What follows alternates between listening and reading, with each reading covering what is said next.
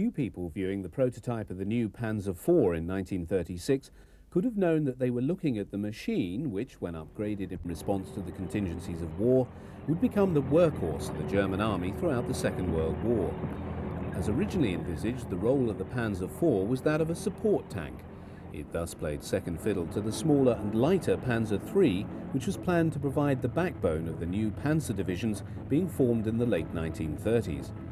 Events were to prove that it was fortuitous for the Wehrmacht that, in designing the Mark IV with the larger hull and turret ring, they had created a machine with development potential not available in its stablemate. In consequence, the more numerous Panzer III was rendered obsolete as a battle tank by the end of 1942, the role being inherited by the Panzer IV. Production of the Panzer IV was initially low, so while examples were frequently seen in military parades in Germany, just 211 had been built by the time Hitler gave the order for the invasion of Poland, with these tank crews and their Panzer IVs seeing combat for the first time on the morning of the 1st of September 1939. Although the Panzer IV performed well in Poland, it was revealed to be under-armoured, a limitation shared with all German tank types employed in the campaign. The side armour of the Mark IV had proven vulnerable to the Polish 40mm Bofors anti-tank gun.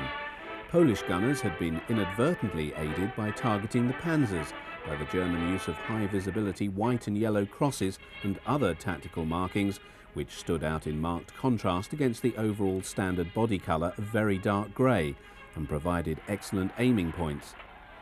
The lesson was rapidly learnt, and many German tank crews obscured them by the liberal use of mud. Subsequently, the Model D, which came off the production line in October 1939, saw the thickness of the side armour increase from 15 to 20 millimetres. It had been Hitler's original intention to attack in the West as early as November 1939, but this date was cancelled, as were numerous others in the months ahead. Even though the winter of 1939-40 was extremely cold, the German army continued to prepare for the coming campaign. In this footage, taken on training grounds in the east of the country, Panzer IVs exercised with infantry in their allotted role as support vehicles, functioning as the enemy for the benefit of troops equipped with the 37mm anti-tank gun. When on the 10th of May 1940 the Germans opened their offensive in the west, Panzer IV numbers had increased to 280, accounting for about 1/9 of the total number of 2,574 German tanks fielded in the campaign. While the relatively small increase of 69 machines in service since September 1939 continued to reflect the still low level of production of the machine, there were nevertheless sufficient available to ensure that every tank unit in the campaign would field a Panzer IV medium tank company of between 6 to 11 vehicles. The rapidity with which France was defeated owed more to the tactical and strategical employment of German armour acting in mass and in concert with the Luftwaffe to paralyse and confuse the enemy than it did upon the superiority of German tanks. When operating within the mass of German armour, the Panzer IV proved effective in its intended support role, but on those occasions when tank clashes did occur, its limitations came to the fore, the low velocity of its 75mm gun proving unable to penetrate the heavy armour of either the French or British main battle tanks, the Char 1B Bis and Matilda II.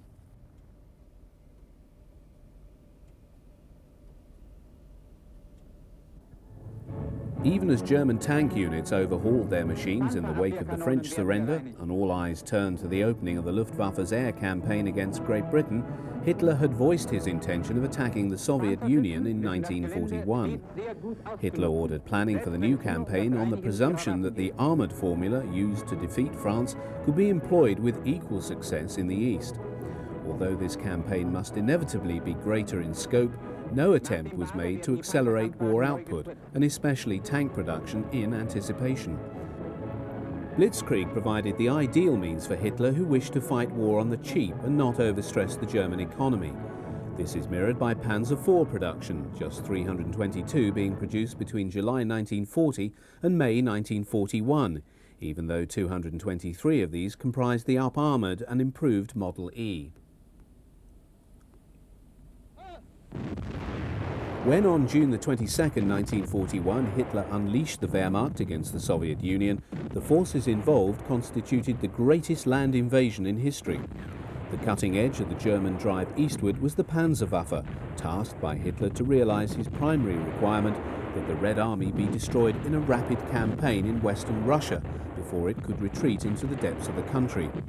On paper, the number of panzer divisions employed suggested that there had been a major expansion in the size of the tank arm. From a total of just 10 at the beginning of the French campaign, the army could now field 21 panzer divisions, of which 17 were committed to this new theatre of war. But as we have seen, this expansion was not the consequence of increased production, but of a decision by Hitler in September 1940 to create new divisions by halving the size of the existing panzer divisions, reducing each to just one tank regiment and increasing the infantry component in compensation. This expedient went in the face of the accepted wisdom formulated in the 1930s, that to be fully effective, panzer divisions needed approximately 400 tanks. In 1940, the strongest panzer division had 300 tanks. Hitler's decision reduced the average strength of the 1941 panzer division to just 160 machines, which greatly lessened their effectiveness, in consequence laying the seeds for the ultimate failure of the tank arm in the wider war to come. Such considerations were not at all apparent as, in the 3 months following the opening of Operation Barbarossa, the German armoured divisions performed as expected. Thrusting rapidly and deeply into the Soviet hinterland, they netted vast numbers of Soviet prisoners and destroyed and captured colossal quantities of military equipment in great battles of encirclement. Of the total 3,322 panzers Hitler had committed to the invasion of Russia, just 438 were Panzer IVs. Although the numbers produced since the end of the French campaign were paltry, they nevertheless enabled each medium tank company to field at least 10 of these support tanks. It had not taken German tank crews or their superior officers very long to appreciate that the intelligence assessments of Soviet tank strength made prior to Barbarossa were far too low. Day in and day out, the Russians threw never-ending numbers of tanks against the Germans, in a desperate attempt to blunt the momentum of the panzer columns, slashing ever further eastward and deeper into Russia. Heinz Guderian had believed his pre-war assessment of the Soviet tank park at some 10,000 machines to be in all likelihood an overestimate. In reality, actual Soviet tank numbers was about double that figure. By far and away the bulk of this Soviet armour was decidedly obsolescent.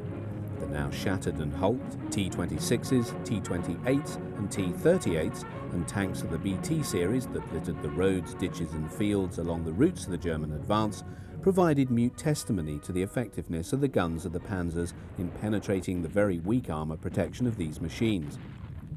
Even in the low-velocity weapon of the Stubbs, as the crews of the Panzer IV called their machines, was able to defeat the armour of these Soviet machines with ease. But this was certainly not true of the encounter between the Panzers and the isolated examples of the new generation of Soviet armoured vehicles thrown into the melee by the Red Army commanders, desperate to slow the headlong rush of the German armour. German intelligence had given no indication of the existence of the KV-1, KV-2 or the superlative T-34. Although the sloped armour of the T-34 provided it with highly effective protection and the 76mm gun a powerful weapon, the effectiveness of this and the other two types was much reduced by the Red Army's poor handling of these invaluable assets. The Germans were thus able to compensate by employing their far superior tactical expertise, as in the case of Panzer IVs of 18th Panzer, who were able to defeat a T-34 by underrunning its fire, weaving around the Soviet machine and shooting up its tracks, thus forcing its crew to abandon it. In most cases, T-34s and KVs were destroyed by the use of 88mm flak guns and artillery firing over open sights. But these expedients could not disguise the technical march the Russians had stolen, and to which the Germans now had to respond. In August, Hitler shelved the drive on Moscow and ordered Guderian's 2nd Panzer Group from Army Group Center to drive south and assist Army Group South in the encirclement and destruction of the massive Soviet concentration in and around Kiev. But the panzer divisions were already beginning to show the strain. Strength returns for the beginning of September indicated that over half of the tanks employed at the opening of Barbarossa were already lost or out of action. The inability to return broken down machines to service was due to an inadequate spares situation.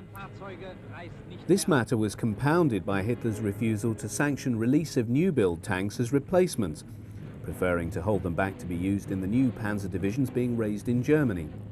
On July the 8th, he agreed to release just 15 replacement Panzer IVs for Russia. Nevertheless, the subsequent junction of the Panzers of Guderian and Kleist on the 14th of September sealed both the Kiev pocket and the fate of 5 Soviet armies. 665,000 Russian troops died or were captured. With Army Group centers' flank now cleared, Hitler gave the green light for the resumption of the drive on Moscow.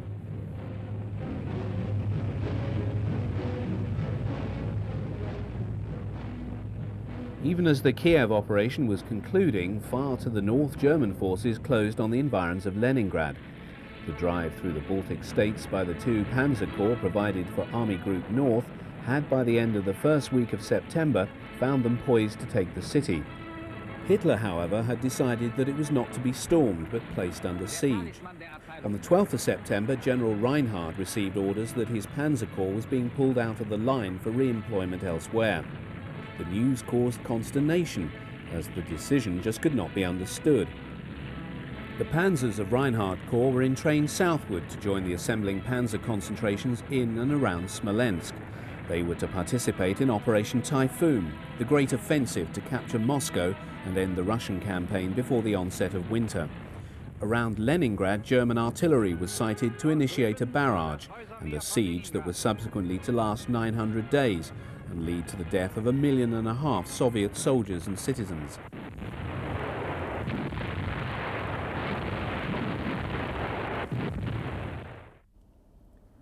Within a week of the opening of Operation Typhoon at the end of September, the German forces netted a further 663,000 Soviet prisoners in the twin battles of Vyazma and Bryansk, tearing open the front before Moscow. Little, it would seem, could now stop the Germans from taking the city, except perhaps the rigours of nature. In the north and centre of the front, the Germans discovered that the thick forests hindered the forward movement of the panzers. The weather began to change, and it was by the middle of October dark for something like 14 hours in every day. In the south, Guderian's Panzergruppe received a sharp shock on the 6th of October when the Soviets attacked employing the T-34 en masse for the first time and inflicted heavy casualties on the 4th Panzer Division. They did it again 5 days later, the Panzer IVs now being inhibited in their movement by the lack of grip of their narrow tracks in the muddy conditions that brought all forward movement to a halt. Bogged down by the mud, the Germans waited for the onset of the frosts, and the Russians, granted a breathing space of a fortnight, prepared to receive them. The advance resumed on the 15th of November in clear and frosty weather. The High Command and von Bock, seen here with Guderian, were still hopeful that Moscow could be taken. By the 1st of December, Bock had changed his mind, no longer believing success possible. Temperatures had plummeted, and neither the soldiers in their summer uniforms nor the panzers and supporting vehicles were prepared for a winter campaign. Soviet resistance had begun to noticeably harden. Even so, the advance continued.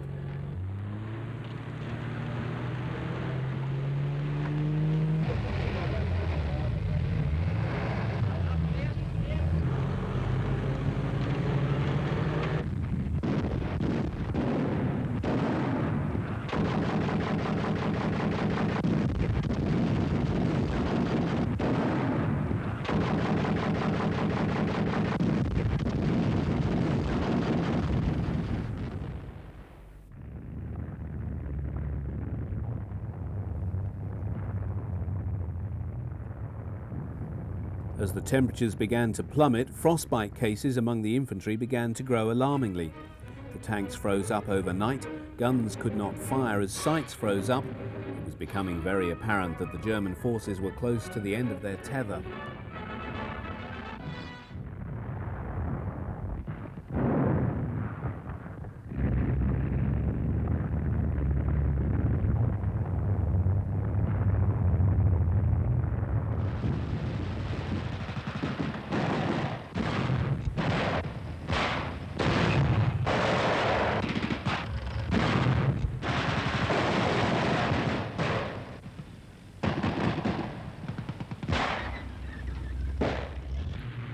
Although these tank crew appear cheerful for the benefit of the cameraman, the condition of the Panzer divisions was also declining rapidly.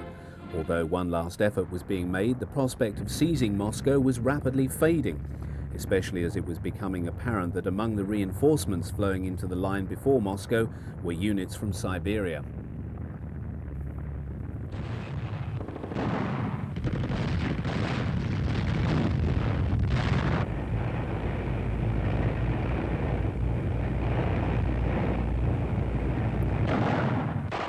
By December the 3rd, the Germans had shot their bolt, and 2 days later the Red Army went over to the counter-offensive.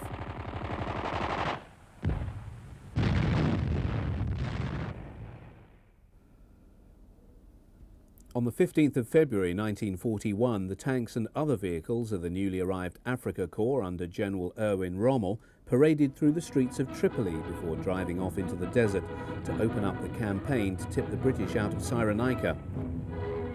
Rommel's force was small, comprising initially the 5th Light Division with just 150 tanks, only 40 of which were Mark IIIs and 40 Panzer IVs.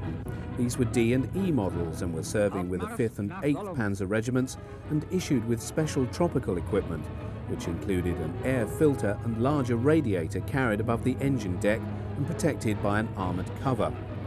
The war of thrust and counter-thrust, which now raged along the coast of North Africa until October 1942, was truly one of mobile operations and tank battles, but the seeming ability of Rommel always to hold the initiative turned not at all on the quality of his armour. The essential difference between the British and German forces lay in the superior tactical methods, highly effective anti-tank guns, and the manner in which the latter constantly employed the principle of all-arms cooperation. This was best seen in the way in which Rommel rolled his anti-tank guns and 88mm flak guns into battle alongside his panzers. What very often appears to be nothing more than a disorganized mass of tanks, armoured cars, artillery pieces and half-tracks towing guns was in actuality a remarkably flexible instrument for fighting the types of battles characteristic of desert warfare.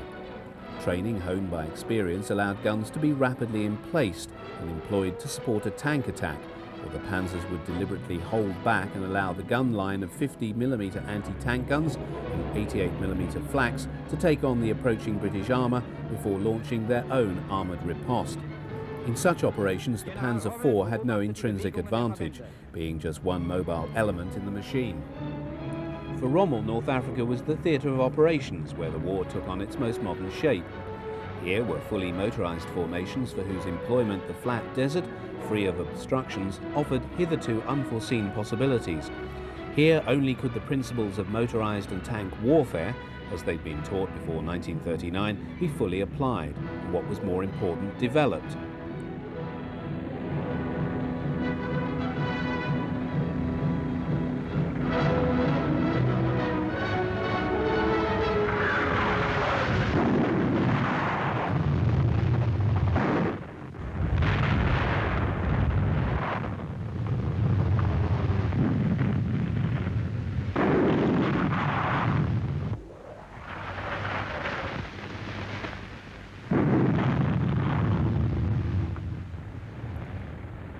For the crews of the Mark IVs and other panzers, British armour, while badly led, was viewed with care. The heavy armour of the Matilda could only be defeated by Rommel's 88mm flak guns. And the Valentine, though poorly armed, nevertheless proved a difficult and elusive target. Shermans, Crusaders and Grants all caused problems. But until the arrival of the Tiger, the most powerful German tank was the Mark IV Special. Case Blue, the German summer offensive in southern Russia in 1942, saw the deployment in some numbers of the new Panzer IV F2, mounting the 75mm KWK cannon with a long barrel of 43 caliber length. This had been ordered by Hitler the previous November so as to give the Panzer IV a gun with the killing power to take on the T-34 and KV tanks. Compared with the low-velocity Stub, the long barrel of the F2 had a muzzle velocity of 740 meters a second, enabling it to penetrate 82 millimeters of armor plate when angled at 30 degrees from the vertical. In March 1942, the Panzer IV production line at Krups closed down to enable the tooling for the new gun to take place. By the time the summer offensive in Russia was underway, just under 250 had been produced, and while a few found their way to North Africa, the bulk was sent to Russia, giving the Panzer divisions there a welcome fillip. Nevertheless, newsreels of the period show that the Panzer III was still by far and away the more important tank. For although the Panzer IV was now being seen as the machine with greater development potential, this was not as yet reflected in the numbers being contracted for. As the Panzers fanned out across the broad steppe into the late summer of 1942, the German drive focused on a thrust into the Caucasus to capture the oil fields and a drive towards the Volga to capture the city of Stalingrad. The seeming lack of Soviet opposition had convinced Hitler that the Russian is finished. But unlike in 1941, Stalin had learnt no longer to stand still and allow himself to be encircled by the wide-ranging panzer columns. As his troops withdrew in the face of the Axis advance, he gave the order that at Stalingrad he would retreat no further. Hitler's decision not to stand by his original planning and allow 4th Panzer Army to take Stalingrad, but divert it southward toward Rostov, denied the Germans the rapid coup that could have taken the city by midsummer. By the time Hitler realized his mistake and sent elements of 4th Panzer Army back towards Stalingrad to take the city, the Soviets had dug in, prepared to fight to the last. 6th Army under von Paulus was fighting in the approaches to the city by early August and had every reason to believe that the city would fall relatively easily.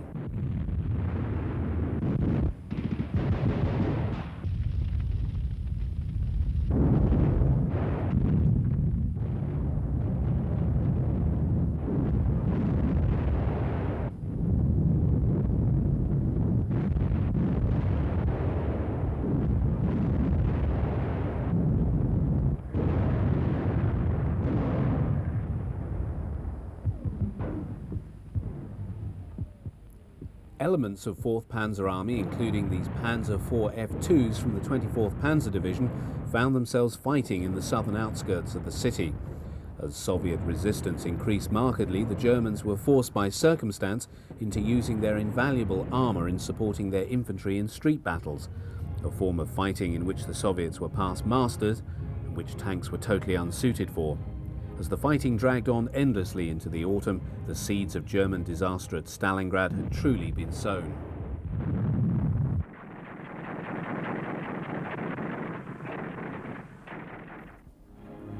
Since the occupation, France had been employed by the Germans to rest and re-equip battered divisions from Russia. Seen here are brand new Panzer IV Gs issued to the 1st SS Division Leibstandarte Adolf Hitler.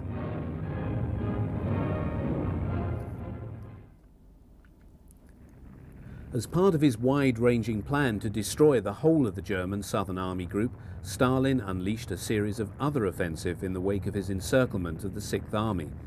By late January, Stalingrad already lay far in the rear of the advancing Soviet armies, and while doomed, even in its death throes, von Paulus' 6th Army commanded the attentions of Soviet forces that would otherwise have been added to those pushing the German ever further westward. By February, the German position looked dire as the Soviets pushed them back to the start line of their 1942 offensive and beyond. When Kharkov was abandoned in defiance of his direct orders and the German retreat continued, Hitler flew to the headquarters of Field Marshal Erich von Manstein to demand his head. With Soviet forces a bare score miles away, he instead gave way to Manstein's arguments and gave him a free hand to unleash a counteroffensive against the now greatly overextended Soviet forces of the southwestern front. The cutting edge of his assembling force was the SS Panzer Corps, comprising of the 1st SS Panzer Grenadier Division, Leibstandarte Adolf Hitler, 2nd SS Panzer Grenadier Division, Das Reich, and 3rd SS Panzer Grenadier Division, Totenkopf. All three had returned to Russia after being rested and re-equipped in France. While the Soviets were not unaware of the redeployment of German forces and the concentration of their armour, overconfidence led them to interpret the moves as evidence of yet further German withdrawals. So, when on the morning of the 19th of February, Manstein unleashed the SS Panzer Corps in the first stage of his counter-offensive, the Russians were caught totally unprepared.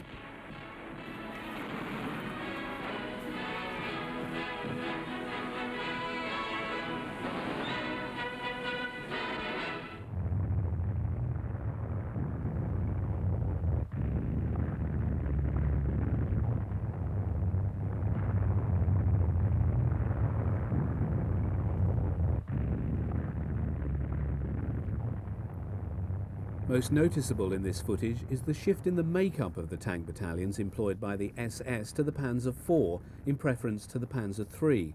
Indeed, February 1943 saw the last Panzer IIIs produced as battle tanks leave the production line in Germany. This event marking the final transition to the Panzer IV as the main battle tank in the German army and Waffen-SS. The Soviets were slow to wake up to the implications of the German counter-offensive. Between 4th and 6th of March, the German forces regrouped and then opened the second stage of their assault towards Kharkov. During the next 5 days, the SS troops advanced towards the city, all the while engaged in hard fighting against retreating Soviet troops.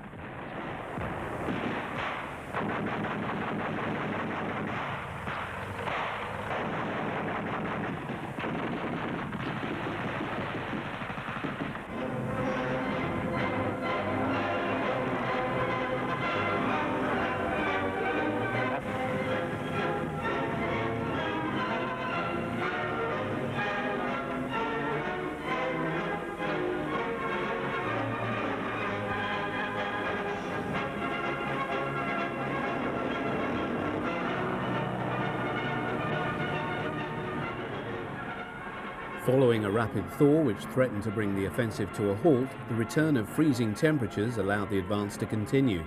Divisional 88mm flak guns now turned their attention on retreating Soviet columns heading for Kharkov.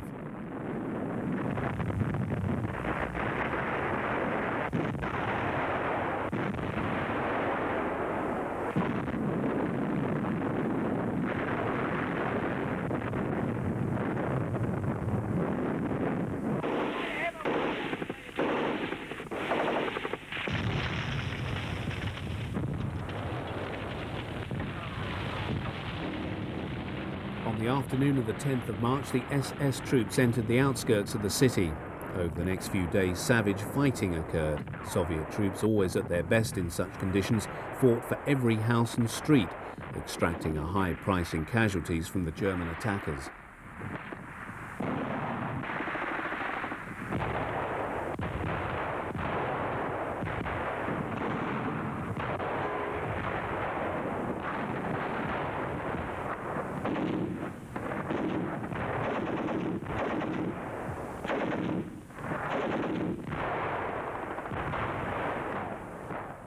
Of note are the special tracks being employed by these Panzer IVGs. A weakness of the Panzer IV in snowy conditions was its tendency to belly because of its poor weight distribution due to its narrow tracks. Extensions to the track to increase their width was an expedient designed to overcome this problem. The tracks were called Ostketten and did the job, although easily prone to damage and loss.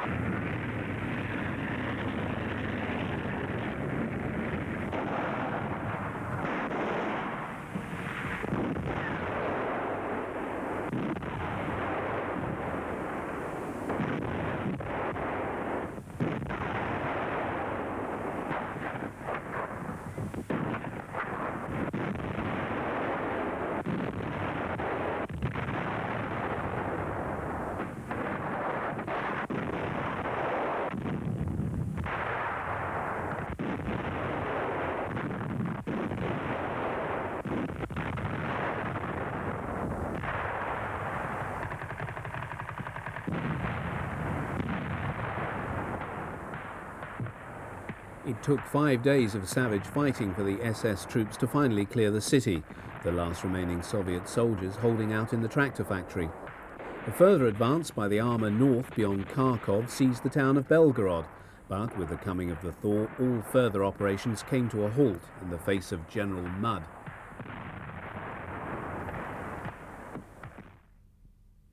Following the invasion of North Africa by the Allies in November 1942, Hitler had ordered the rapid reinforcement by German forces of the Access bridgehead in Tunisia.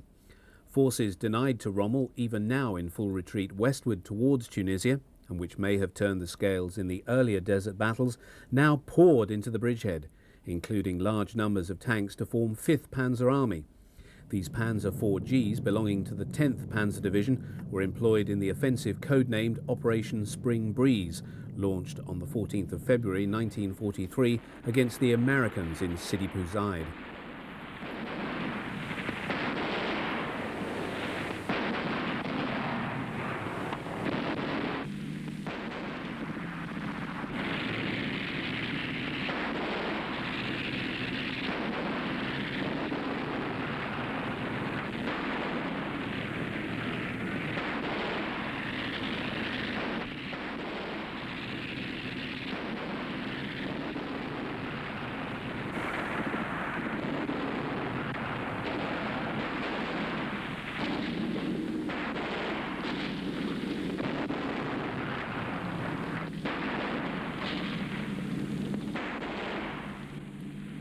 German success was transitory.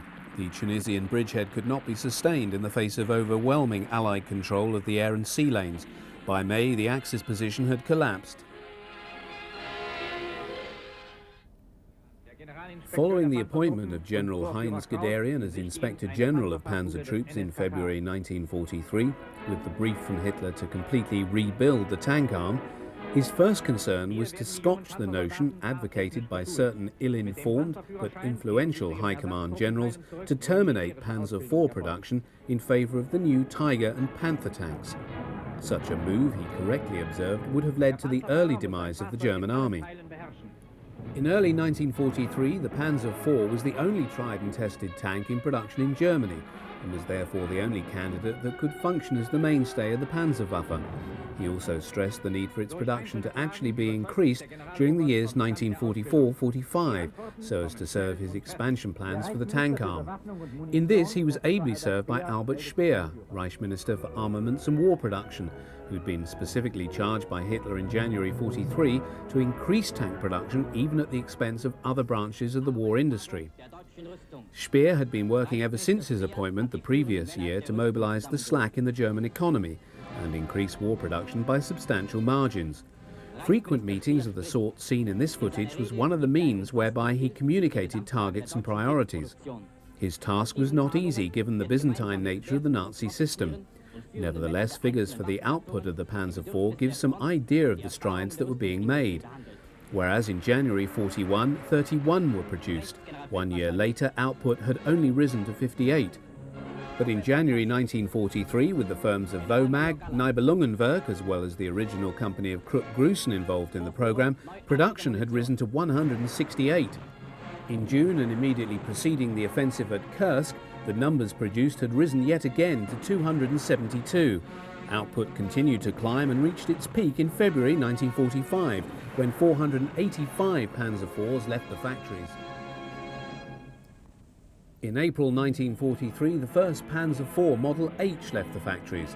This was the most numerous of all the subtypes, with some 3,774 being produced by the time it was phased out of production in favour of the Model J in June 1944. Although up-armoured and with a host of other changes, its most distinctive feature was the Scherzen, or armoured skirts, designed to give the Mark IV a measure of standoff protection against Soviet anti-tank rifles and Allied bazookas. These 5mm thick skirts were designed to deform and deflect the incoming shell, thus reducing its penetrative capabilities. While turret Scherzen were fixed, side skirts were removable. While the Battle of Kursk is certainly less well known than Stalingrad, it is nonetheless synonymous in the public mind with the German Tiger tank. In Soviet mythology, the Izvestia headline, "The Tigers are burning," has become the very symbol for the catastrophic German defeat in their last great offensive in the East. And while prodigious efforts were made by the Germans to field 2,700 panzers and assault guns for their forlorn attempt to destroy the great Soviet salient at Kursk in July 1943, nearly 1/5 of all armour available on the 30th of June as runners and non-runners to Army Groups Centre and South comprised Panzer IVs.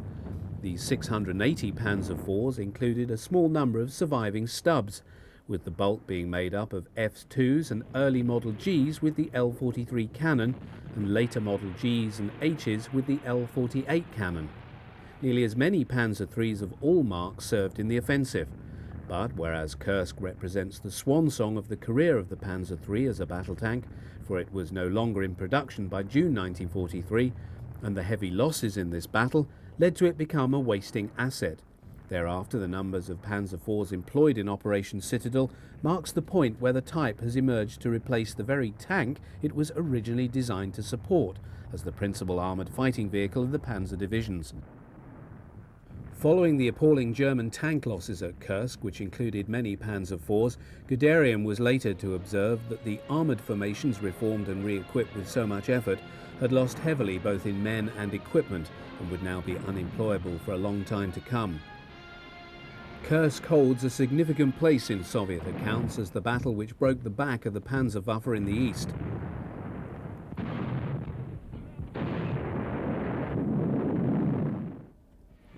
In the aftermath of Citadel, the depleted Panzer divisions had to contend with a Red Army that had replenished its losses and gone over to the offensive.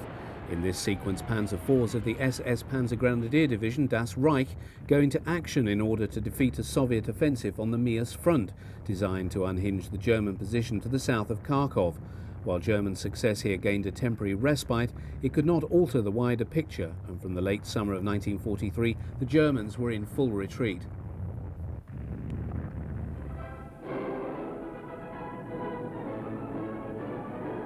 In such circumstances, the work of the field tank repair workshops acquired even more significance. By this stage of the war, the Germans had an effective system for recovering damaged tanks from the battlefield. In this sequence, a Farmo 18-ton half-track with a 6-ton crane is being employed to remove the transmission and complete turret from a Panzer IV-H. This permitted fairly complex repairs to be carried out without the need to send the damaged unit back to Germany. Returning the turret to the hull required care to prevent damage to the turret ring and traversing mechanism. Close-up of one of the 8 bogies on the lower hull allows a clear view of the Mark IV's quarter-elliptic suspension system. The prevalence of mine damage made the replacement of these units a frequent occurrence in Russia and North Africa. The external placement of the bogie unit did allow easy access when a replacement needed to be fitted.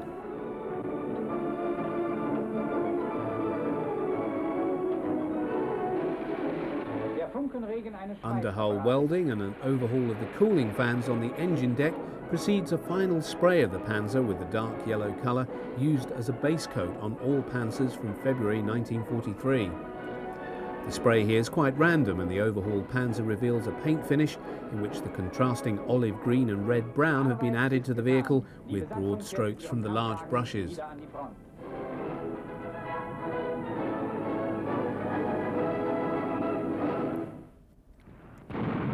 In the late summer and early autumn of 1943, Panzer IVs were engaged in heavy fighting during the retreat westward to the line of the Dnieper. It is still possible, even at this stage of the war, to distinguish from among the Scherzen-decked Panzer IVs the occasional survivor mounting the short-barreled 75mm gun and still being employed in its original role as a support tank.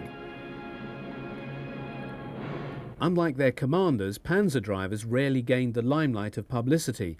But in September 1943, Hans Thaler, an Unterscharführer in the 2nd SS Panzer Division Das Reich, was awarded the Knight's Cross for outstanding courage.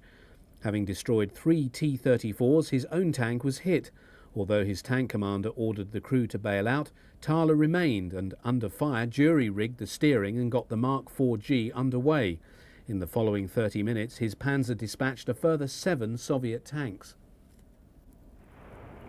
Caught by a cameraman through a driver's visor is a Panzer IV-H with carefully sprayed camouflage on its Scherzen, belonging to the 2nd Panzer Division, moving forward slowly to engage a T-34, which is shown shortly thereafter on fire. The step provided on a clear day when the heat haze and the high summer temperatures was not too great, almost optimum conditions for visibility. German optics, which were of a higher standard and sophistication than those of the Red Army, thus allowed German tank commanders the advantage when it came to the first shot. Until the introduction of the T-34-85 in early 1944, the T-34, notwithstanding its inherent virtues, did suffer from a two-man turret in which the tank commander had to double up as loader. This high workload lessened its combat efficiency. With a three-man turret crew, the Panzer IV was more efficient, and the workload for each crewman reduced. Nevertheless, by autumn, the Wehrmacht on the Eastern Front, having lost immense ground to the Red Army in the months after Kursk, could expect no respite, for with the winter came the expectation of new Soviet offensives. Following his appointment as Supreme Commander in Greece, Field Marshal Erwin Rommel had flown to Salonika on July 5, 1943, to inspect the defences. Hitler had bitten on the Allied deception that they intended to make landings there, and had also dispatched the 1st Panzer Division to the country as a reinforcement. The Allied intention had been to get Hitler to divert forces away from Italy, where the real invasion was to take place.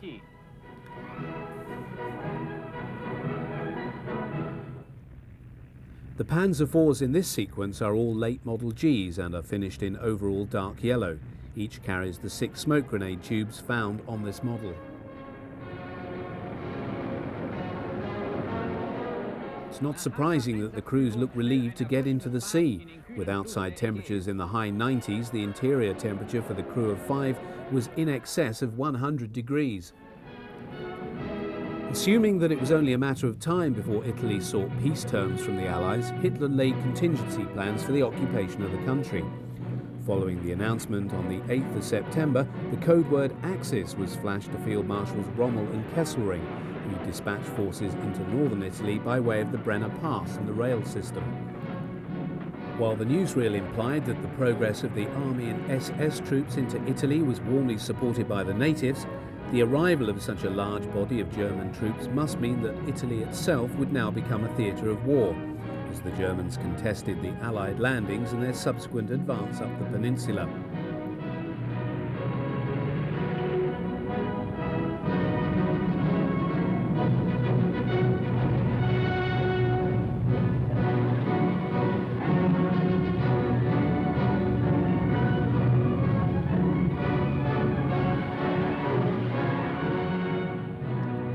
Although Hitler had intended originally to transfer the whole of the SS Panzer Corps to Italy after Kursk, the dire situation in Russia saw only the Leibstandarte withdrawn to arrive in Milan, where the presence of their Panzer IVs was deemed necessary to help the inhabitants remain loyal to the fascist cause. Italy was not a country whose geography was conducive to armoured warfare. Consequently, the number of panzer divisions deployed there varied from 1 to a maximum of just 3. Far better use was made of assault guns and self-propelled weapons, which could take better advantage of the restricted terrain. These Panzer IVHs belonged to the 15th Panzer Division, which served in the peninsula. In Russia, the bitter fighting continued into and throughout the winter. Soviet resources were now so overwhelming that the Red Army could maintain its offensive posture whatever the season. These Mark IVs are involved in heavy fighting with Army Group North in the late winter of 43-44. It was the deep snow of the Russian winter and the ease with which the German tanks bellied, because of the narrowness of their tracks, that led to the development of Ostketten, seen here on a Panzer IV-G. In cooperation with an assault gun detachment, the Panzer IVs are observed in the distance, opening fire and attacking a Soviet armoured spearhead.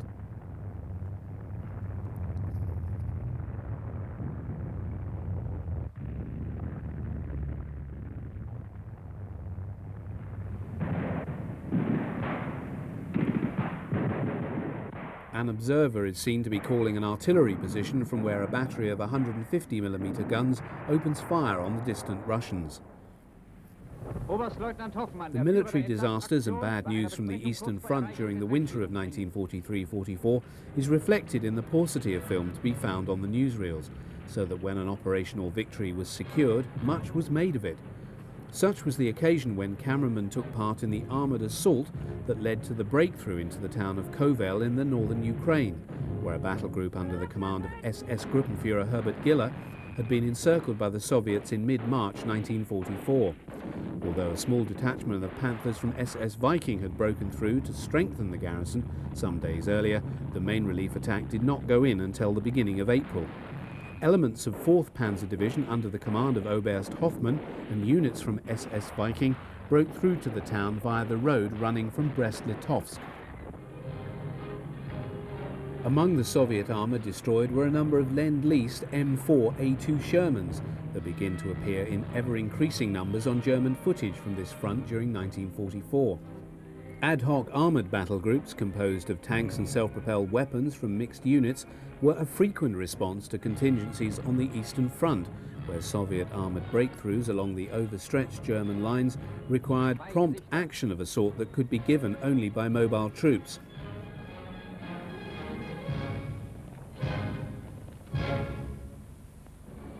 Actions of this sort served to demonstrate that in spite of the overwhelming material superiority of the Red Army, German tankers retained a proficiency in the handling of their panzers that they were to keep until Germany's defeat. Der Verteidiger der Stadt, Oberstleutnant Hoffmann, der den Entsatz durchführte.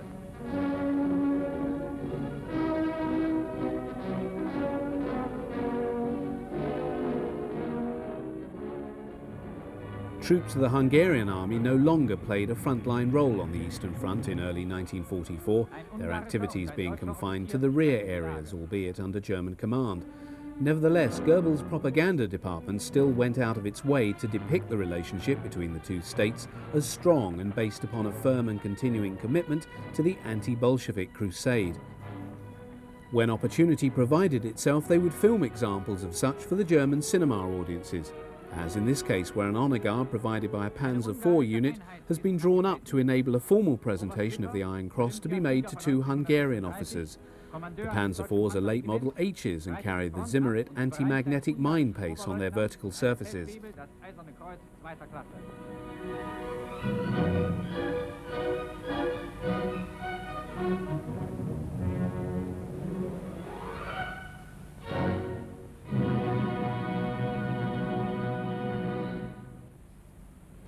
As if to complement the almost tangible expectation felt in Germany concerning the inevitability of the Allied invasion of Europe in the early summer of 1944, German newsreel audiences were regaled with long and detailed features showing the strength of the defences on the Atlantic Wall and of the power of the forces assembled in France to defeat it.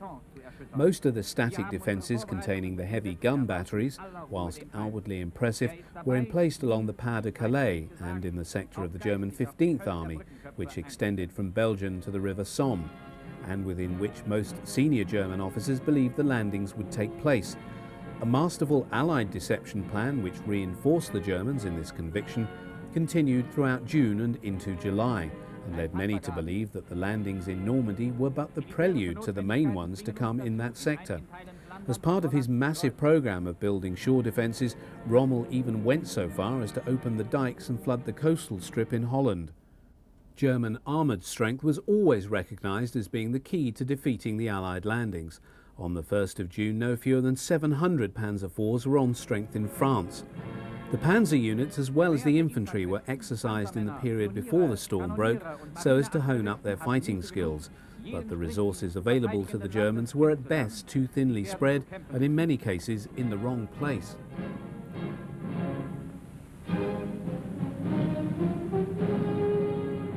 Cameramen were on hand to record Field Marshal Gerd von Rundstedt when he inspected the newly raised, trained and equipped 12th SS Panzer Division Hitler-Jugend just prior to D-Day. In addition to its 48 Panthers, Hitler-Jugend could field no fewer than 91 Panzer IVs, and in the days to come the reputation of this newest Waffen-SS Panzer Division would become notorious. How best employ the Panzer divisions come the invasion was an issue that caused great strife among the High Command in the West. Rommel was adamant that they had to be sighted sufficiently far forward that they could attack the landing beaches as soon as the Allies came ashore. He was of the opinion, based upon prior experiences, that unless Dunkirked within 24 hours, the Allied landings must succeed. The reality of overwhelming Allied air power, he believed, rendered the view of Georg von Schweppenberg, Commander Panzer Group West, to await the landings and then employ his panzer divisions to smash the subsequent Allied drive out of the bridgehead, as misconstrued. The matter had not been resolved to anyone's satisfaction, even as the Allied invasion was underway.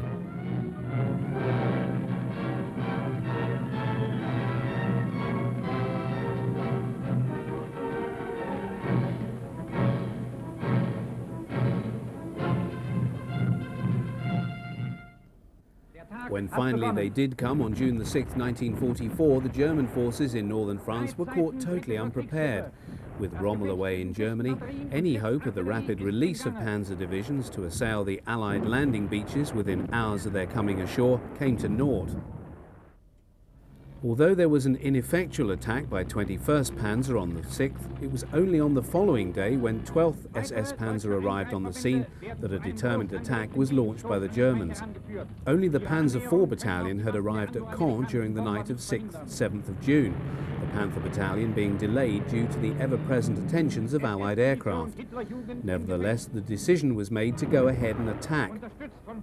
The orders given by the divisional commander, Brigade Führer Fritz Witt, were quite clear.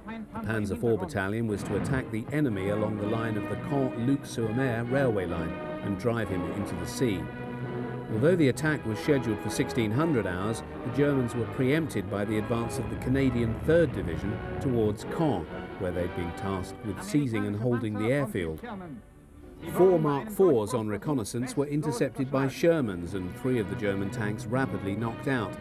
At this, Obersturmbannführer Max Wunsch brought forward the time of the German attack and ordered all panzers to move forward against the enemy immediately. The combat footage to be seen here was shot during this battle and is some of the best taken from the late war period of Panzer IVs in action. Although some 50 Panzer IVs were deployed by Hitlerjugend for this attack, the camera has caught the action of just the 5th and 6th Companies as they struck against the Canadian flank. Although the 6th Company knocked out more than 10 tanks, they in turn lost 5 of their Panzer IVs to Canadian fire. Subsequently, the Mark IVs of the 6th Company continued their advance across the rolling terrain, but then came under fire from a gun line of hidden Canadian 6-pounder anti-tank guns. 5 Panzer IVs were hit and destroyed. By the end of the day, the tally stood at 14 Panzer IVs lost against 27 Canadian tanks destroyed. Although the footage is supported by strident and triumphalist music, implying that the young soldiers of the SS had achieved a great victory, in reality the possibility of the Germans destroying the Allied lodgement had gone. The attack by Hitlerjugend was called off as night fell. The 7th was just the first day of combat in what was to become 2 months of hard and vicious fighting, by the end of which the division had all but ceased to exist. Strength returns for the division on August the 25th reported that just 10 tanks had survived the battle for Normandy.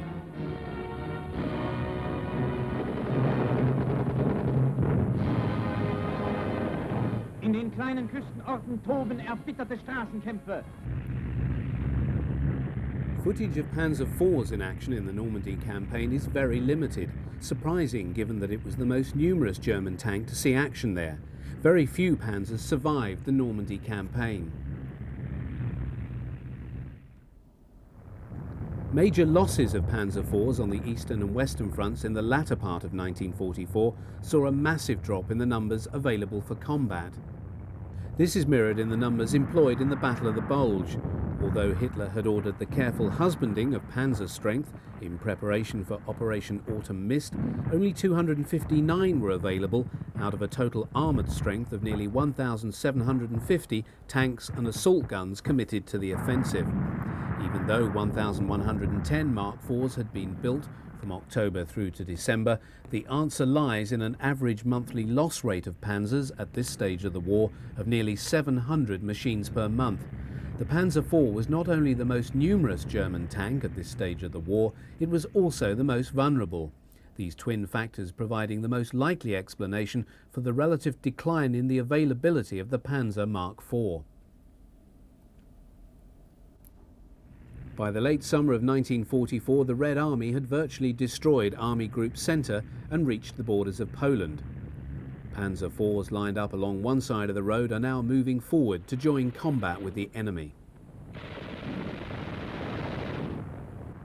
When combat is joined, the Soviet tanks that the guns of the Mark IVs have destroyed are moored Lend-Lease Shermans. One of the more remarkable contrasts between the war fought in the east when compared to the west is the much lesser role played by air power in the former than in the latter. German newsreels show the rapid shifting of armoured units by rail from one threatened sector to another on the Eastern Front in a manner that was not possible in the west. The near absence of foliage or any attempt to give cover to the panzers implies that the primary threat to the survival of the Panzer IV crew came not from the Red Air Force, but from the seemingly inexhaustible numbers of Soviet tanks. This sequence in East Prussia in late 1944 allows us to view the final model of the Panzer IV in action. The more obvious changes that can be seen are the new exhaust system and the employment of mesh instead of the standard metal Scherzen. Panzer IVs fought against the Red Army until Germany's defeat in May 1945. In some of the last footage ever shot by the propaganda cameraman, a battle group which includes at least one Panzer IV has dispatched a late model IS-2 and an Su-100 in fighting on the Oder.